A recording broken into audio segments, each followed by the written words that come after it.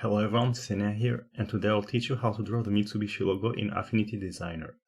So first we go to File New and we create a new document. We set the units to pixels and we give it 2000 by 2000 pixels. And then we click Create.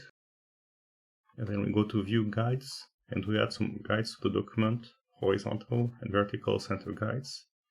And then we're also going to need a grid, so we go to View again, we go to Grid and Axis. We click on Show Grid and then we go to Advanced.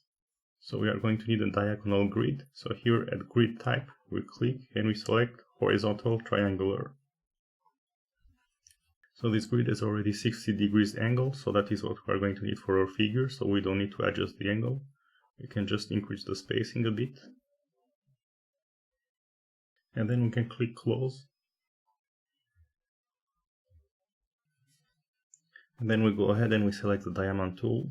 Before we start drawing the diamond, we go here to snapping, so we enable snapping. And here we select snap to grid and snap to guides.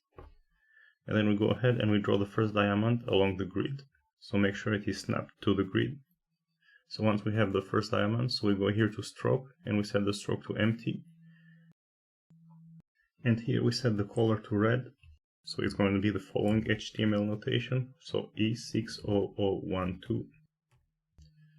So now we have our first diamond. So now that we have the first diamond, we can go to View and we can hide the grid. And then we take the Move tool and we position the diamond right here on the horizontal axis. And then we click Shift to keep the proportion as they are currently, and then we expand the diamond upwards.